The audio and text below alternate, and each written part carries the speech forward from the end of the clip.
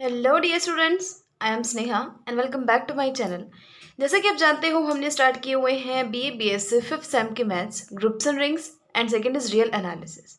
Groups and rings के इस lecture के अंदर आज हम करने वाले हैं एक्सरसाइज 8.1।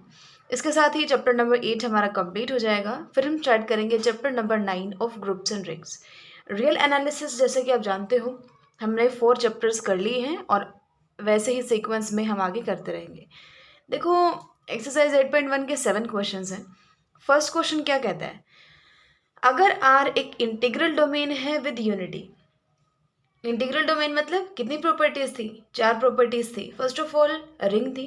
सेकंड चीज़ क्या थी? वो एग्जिस्टेंस ऑफ मल्टीप्लिकेटिव आइडेंटिटी।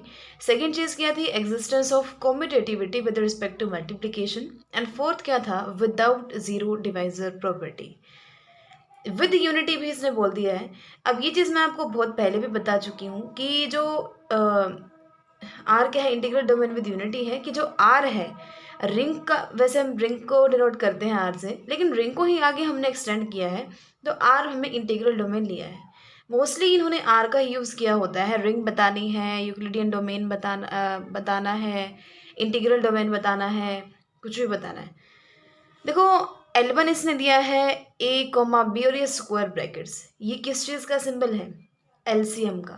यानी L1 LCM है A और B का R के अंदर, तो L2 भी A और B का LCM होगा if and only if L1 and L2 are associates. अब आपने अगर पिछली वीडियोस देखी हैं तो आपको ध्यान आ गया होगा, ऐसा कुछ हमने किया है, GCD के केस में किया था। कहाँ किया था? देखो, ये वाली थ्योरम हमने की थी। ये वहाँ पे जीसीडी के बारे में बात कर रहा है कि D1 अगर A और B की जीसीडी है और D2 भी जीसीडी होगी इन दोनों की, if and only if D1 and D2 are associates. वही काम इसने वहाँ किया है। वहाँ इसने कहा है L1 is LCM of A and B, then D2 will be sorry L1 उनका एलसीएम है तो L2 भी उनका एलसीएम होगा if and only if L1 और L2 आर एसोसिएट्स। तो जैसे इन्होंने यहाँ पे प्रूव किया हुआ है, बिल्कुल वैसे ही आपको एलसीएम के लिए भी प्रूव करना है। ठीक है, बिल्कुल देख के ऐसा ही कर लेना। फिर भी मैंने कर दिया है, आपको दिखा देती हूँ, कोई डाउट हो तो आप वहाँ से उस चीज़ को चेक कर सकते हो। देखो, स्टार्टिंग वाला पार्ट ऐसे करोगे, L1 L2 दोनों को एलसीएम मान के, और फिर ये बताएगा कि L1 L2 को डिवाइड करता है और L2 L1 को डिवाइड करता है। This implies that D1 and D2 sorry L1 and L2, वो थ्योरम देख के लिख रही थी ना, इसलिए बाय मिस्टेक D1 D2 ही लिखा गया। L1 and L2 are associates, ये चीज़ आएगी। कन्वर्सली में हम ये मान के चलेंगे कि L1 और L2 एसोसिएट्स हैं, हमें ये प्रूव करना है कि L2 भी A और B का एलसीएम होगा। ठीक है, L1 और L2 का आप एसोसिएट्स मानोगे, L1 तो इनका एलसीएम है ही। अब आपको ये प्रूव करना है कि L2 भी उनका एलसीएम होगा। बिल्कुल वैसे ही, देखो जैसे वहाँ पे किया था ना, वैसे ही करना है आपको। देखो, ठीक है, अब फिर प्रूव हो जाएगा कि L2 जो है वो भी इनका एलसीएम होगा अगर L1 और L2 क्या है, एक दूसरे के एसोसिएट्स हैं। नेक्स्ट पे चलते हैं, क्वेश्चन नंबर 2। सेकंड क्या कहता है, अगर P एक प्राइम एलिमेंट है कॉम्यूटेटिव रिंग R का विद यूनिट एलिमेंट, यानी कॉम्यूटेटिव रिंग R में यूनिट एलिमेंट भी है। यूनिट एलिमेंट मतलब एक ऐसा एलिमेंट जिसका मल्टीप्लिकेटिव इनवर्स एग्जिस्ट करता है। अब P क्या है, एक प्राइम एलिमेंट है उस रिंग का। कोई भी एलिमेंट आपने P उठा लिया, वो कैसा है, प्राइम एलिमेंट है। एंड P जो है वो A1 into A2 into A3 and so on AN, इनकी मल्टीप्लिकेशन को डिवाइड करता है। तो then P divides at least one of A1 A2 and AN।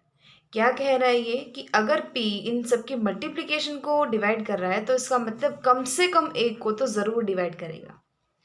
अब प्राइम एलिमेंट की प्रॉपर्टी आपको पता है ना, क्या होता है प्राइम एलिमेंट? अगर P ए बी को डिवाइड करे, this implies either P divides A और P डिवाइड्स B। हमने डेफिनेशन में ही इस चीज़ को किया था। अब यहाँ पे आप देख रहे हो ना, ये इस चीज़ को ज़्यादा दो नहीं किए, अब इसने n ले लिए, यानी P n एलिमेंट्स के मल्टीप्लिकेशन को डिवाइड कर रहा है। Then P divides at least one, कम से कम एक को तो ज़रूर डिवाइड करेगा।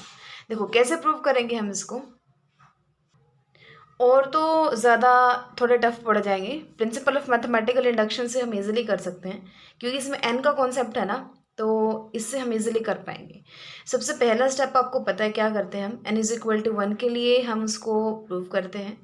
फिर n is equal to k के लिए हम उसको ट्रू मान के चलते हैं, और फिर हम ये प्रूव करते हैं कि n इज इक्वल टू के प्लस वन के लिए भी वो चीज़ ट्रू है। देखो, अगर n 1 हो जाता है, यानी अगर p a को डिवाइड करता है तो रिजल्ट होल्ड करता है, ठीक है, क्योंकि जब n 1 हो गया तो वो क्या कहता है कि p अगर a1 a2 an इन सब की मल्टीप्लिकेशन को डिवाइड करे तो कम से कम एक को तो डिवाइड करे ही। यानी p जो है वो a को डिवाइड कर रहा है तो कम से कम एक a को डिवाइड कर तो रहा है, तो इसका मतलब 1 के केस में तो कोई दिक्कत नहीं है। अब हम ये मानते हैं k के लिए वो ट्रू है, यानी k एलिमेंट्स की मल्टीप्लिकेशन को p डिवाइड करता है। इसका मतलब क्या है, p कम से कम एक को तो ज़रूर डिवाइड करेगा। यही मैंने आपको बताया ना, n इज इक्वल टू के लिए हम इस रिजल्ट को ट्रू मान के चलते हैं, यानी अगर वो उनकी मल्टीप्लिकेशन को डिवाइड कर रहा है ना तो कम से कम एक को तो ज़रूर डिवाइड करेगा। ये हमने n इक्वल टू के लिए माना है। n इक्वल टू के प्लस वन के लिए हम प्रूव करेंगे। क्या प्रूव करेंगे, हम ये मान के चलेंगे कि p जो है वो a1 a2 a3 इंटू ए के प्लस वन इसको डिवाइड करता है, तो हमें प्रूव ये करना है कि वो कम से कम उनमें से एक को तो डिवाइड करेगा ही करेगा। यानी मैंने आपको बताया ना, हम ये लेके चलेंगे कि उन k प्लस वन को की मल्टीप्लिकेशन को वो डिवाइड करता है। अब इसको क्या लिख सकते हो, a1 से लेके ak तक को अलग रख लो, ak प्लस वन को आप अलग कर लो। अब हमने पीछे ही देखा था कि पीछे नहीं देखा था, डेफिनेशन में थ्योरम जो कुछ प्रूव करनी बोली है ना इसने, उसमें बोला हुआ है कि ये प्राइम एलिमेंट है। तो प्राइम एलिमेंट मैंने आपको बताया क्या होता है कि p divides A B, this implies either p divides A और p डिवाइड्स b। अब p इन दोनों की मल्टीप्लिकेशन को डिवाइड कर रहा है, इसका मतलब क्या है, या तो p इसको डिवाइड करता है या p इसको डिवाइड करता है। अब मान के चलो ये p जो है वो a के प्लस वन को डिवाइड नहीं करता, तो क्या होगा, p डिवाइड करेगा ना किसको, a1 इंटू a2 इंटू ए के को।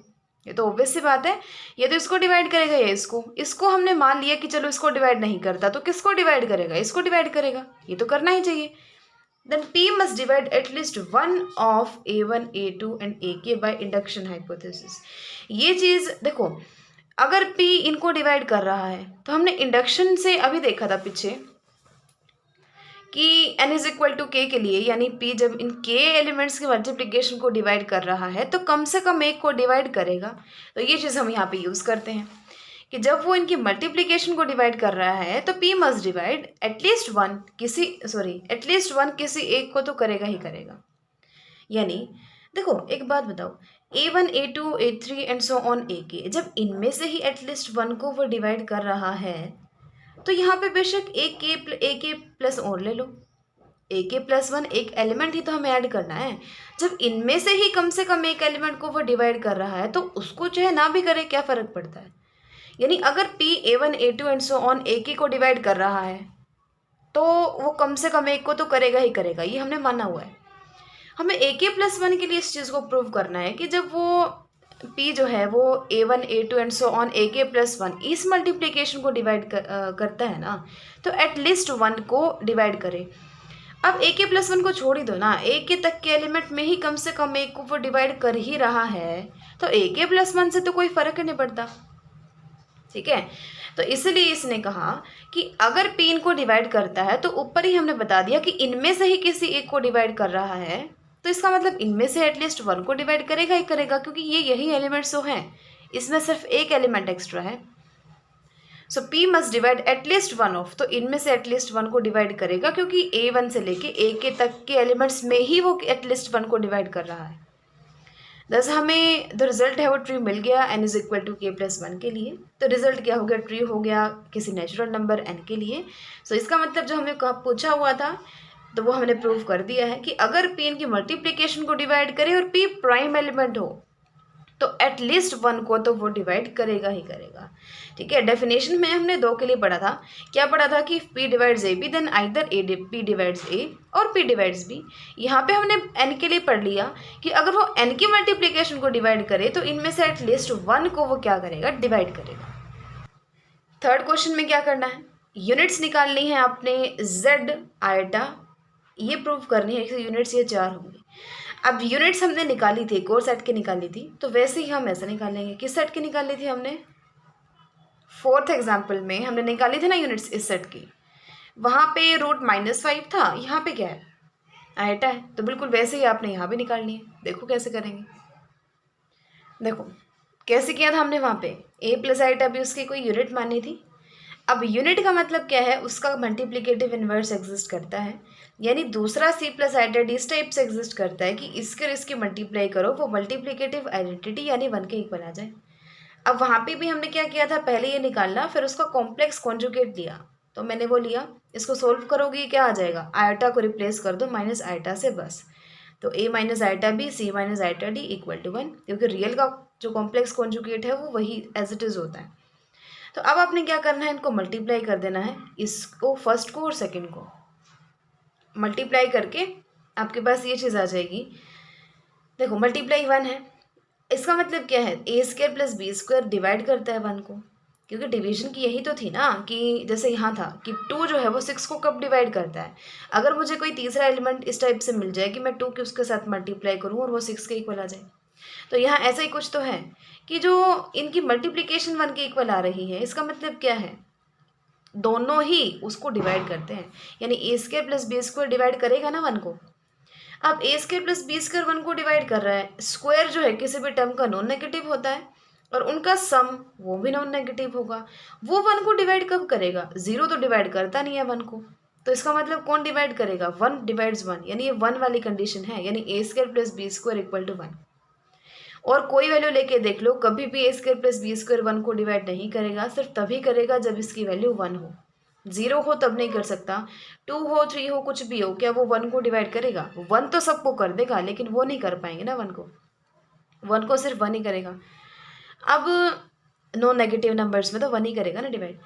अब A square plus B square 1 है, इसका मतलब क्या है, या तो ये हो सकता है बी 0 हो और ए प्लस या 1 प्लस 1 या माइनस 1 में से कुछ हो, या फिर ये हो सकता है ए 0 हो और बी प्लस माइनस 1 में से कुछ हो। अगर ये वाली कंडीशन होल्ड करती है तो ए प्लस आइटा बी क्या बन गया, प्लस माइनस 1, क्योंकि यहाँ पे ए की जगह मैंने प्लस माइनस 1 रखा ना, और बी 0 तो ये बन गया, यानी 2 यूनिट्स आ गई +1 और -1। और अगर ये वाला केस हो जाता है तो ए 0 कर दो, यहाँ +1 या -1, यानी प्लस माइनस आइटा, यानी 4 यूनिट्स आ गई। ए प्लस आइटा भी मैंने एक यूनिट माना था, एक केस में ये वाली 2 आ गई वैल्यूज़ इसकी, और दूसरे केस में इसकी वैल्यूज़ ये 2 आ गई, तो 4 ही यूनिट्स हैं इसकी, +-1 एंड प्लस आइटा, यानी +1 -1 आइटा और माइनस आइटा। आपने ये शो करना है कि 1 प्लस आइटा एक इररिड्यूसिबल एलिमेंट है इस रिंग के अंदर। इस रिंग के अंदर ये कैसा है, इररिड्यूसिबल एलिमेंट। इररिड्यूसिबल एलिमेंट क्या होता है कि आप जब इनको 2 की मल्टीप्लिकेशन की फॉर्म में लिख रहे हो ना, तो उनमें से एटलीस्ट 1 यूनिट ज़रूर हो, तभी वो इररिड्यूसिबल होगा। यानी लेट 1 प्लस आइटा को आप इनकी मल्टीप्लिकेशन की फॉर्म में लिख रहे हो, तो दोनों साइड इसके कॉम्प्लेक्स कॉन्जुगेट ले लो, तो ये क्या बन जाएगा, 1 minus iota A minus iota B C minus iota D.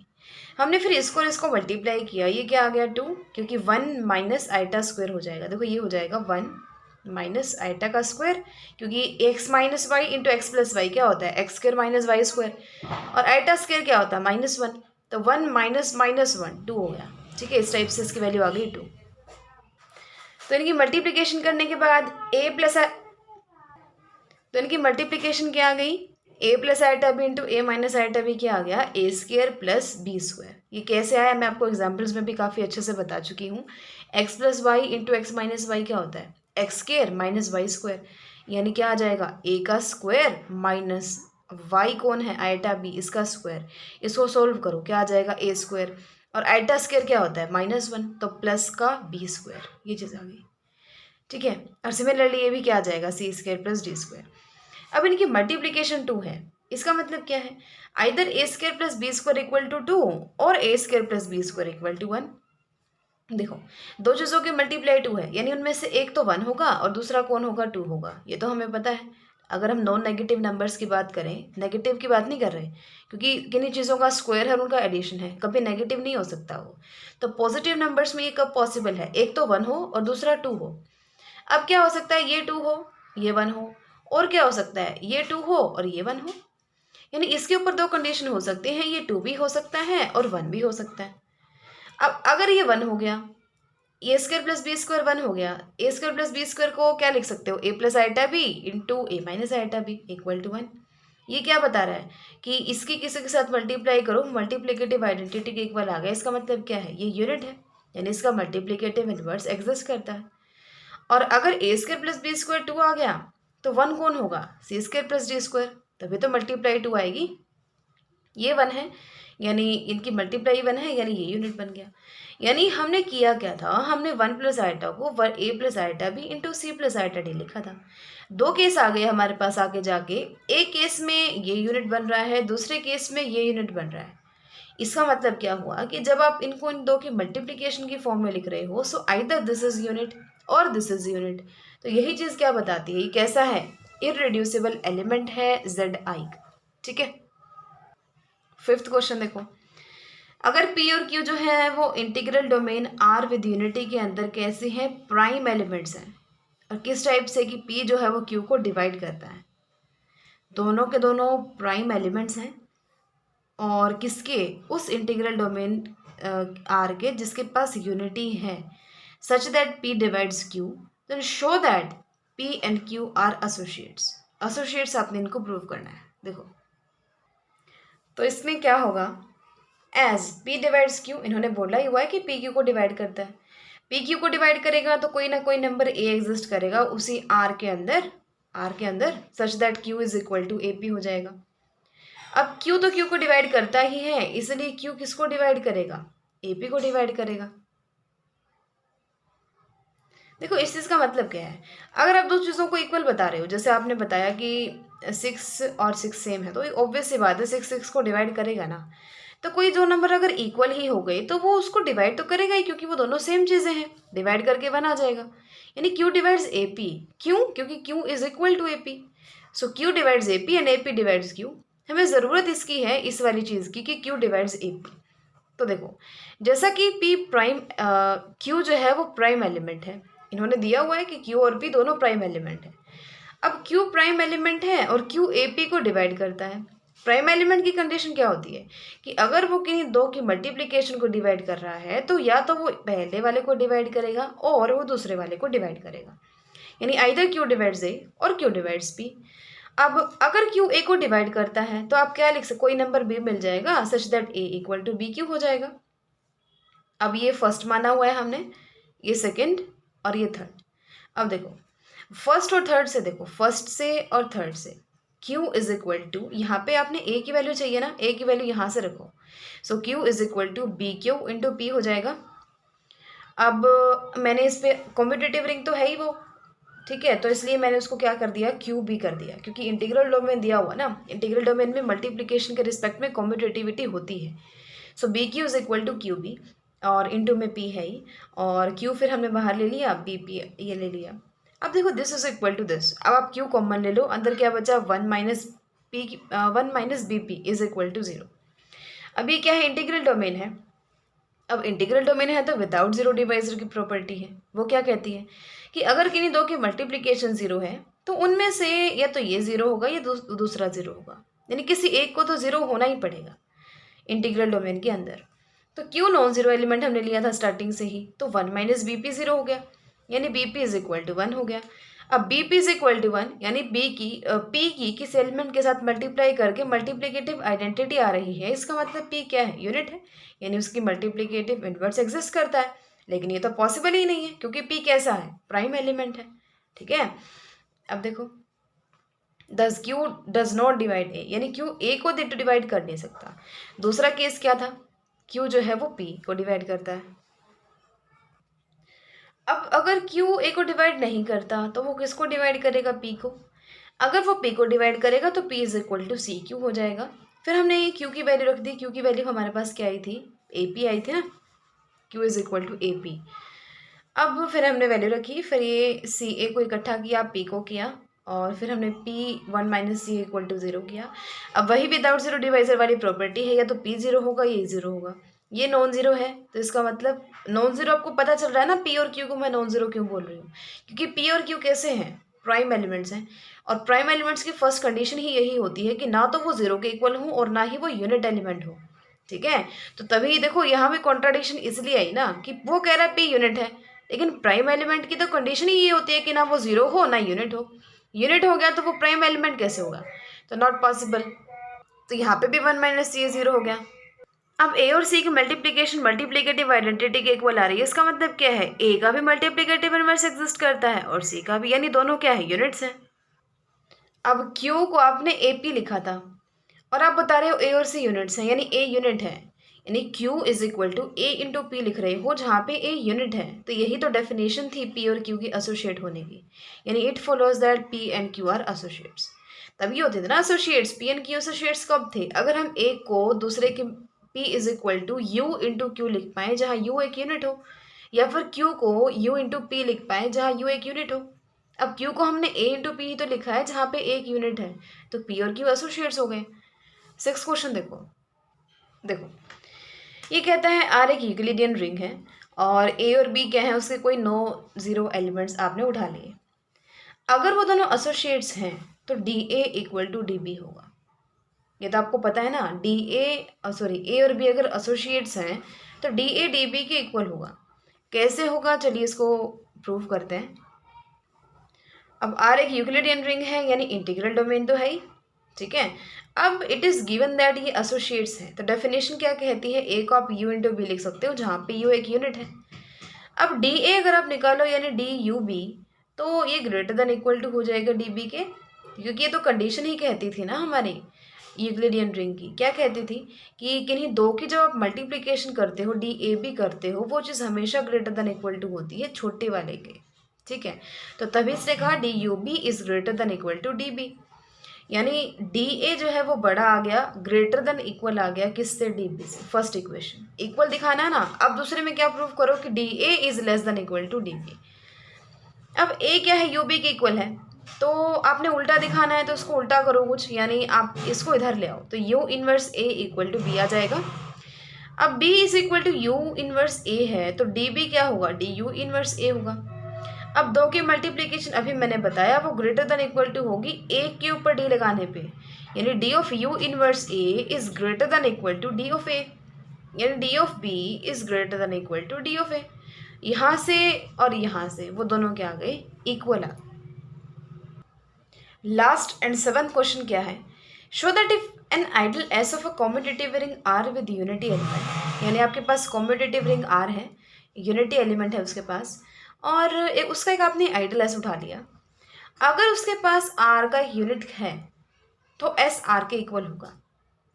अब एक बात बताओ, कोई भी आइडल उसके रिंग के इक्वल कब होता है, अगर उस आइडल के पास यूनिटी आ जाए, यानी अगर मैं दिखा दूँ 1 बिलोंग्स टू एस, तो इसका मतलब एस आर के इक्वल हो जाएगा।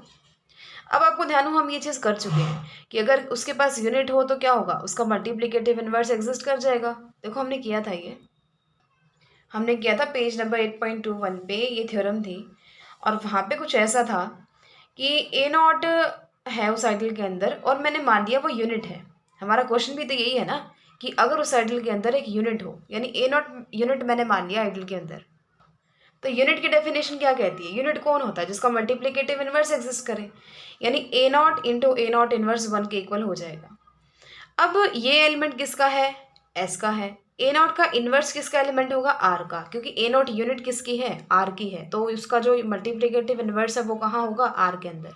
वो तो इन्होंने कह दिया कि इट एस जो ये आइडिया है ना, this contains a unit of R, यानी जो ए नॉट है वो एस के अंदर होगा, ये तो इन्होंने कहा है, लेकिन उसका इन्वर्स भी एस के अंदर होगा ऐसा नहीं कहा, तो इसलिए हम उसका इन्वर्स तो आर में लेके चलेंगे। अब एस एक आइडल है तो एक एलिमेंट आइडल का दूसरा रिंग का, उनकी मल्टीप्लिकेशन आइडल के अंदर ही आएगी, यानी 1 बिलोंग्स टू एस, यानी उस आइडल के अंदर क्या आ गया, 1 आ गया, तो इसका मतलब S is equal to R आ गया। यहाँ तक हमें प्रूव करना था, तो मैंने अपने वे में भी लिख दिया है, क्योंकि यहाँ पे यू यूनिट है ना।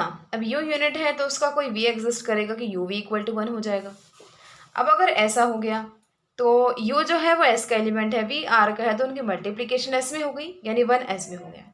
अब डायरेक्ट ये लिखने की बजाय कि 1 अगर उस आइडल के अंदर है तो वो रिंग के इक्वल हो जाता है, मैंने इस चीज़ को भी प्रूव कर दिया कि अगर 1 बिलोंग करता है ना s में तो s r के इक्वल कैसे होता है, क्योंकि ज़्यादा बड़ा प्रूफ नहीं है इसका। कैसे था आपको याद भी होना चाहिए, हमने किया हुआ है ये कि 1 अगर आइडल के अंदर है और r रिंग का एलिमेंट है तो r equal to 1 into R लिख सकते हो। अब एक एलिमेंट आइडल का दूसरा रिंग का, उनकी मल्टीप्लिकेशन आइडल के अंदर ही आएगी, यानी 1 इंटू आर, यानी आर किसके अंदर आएगा, एस के अंदर।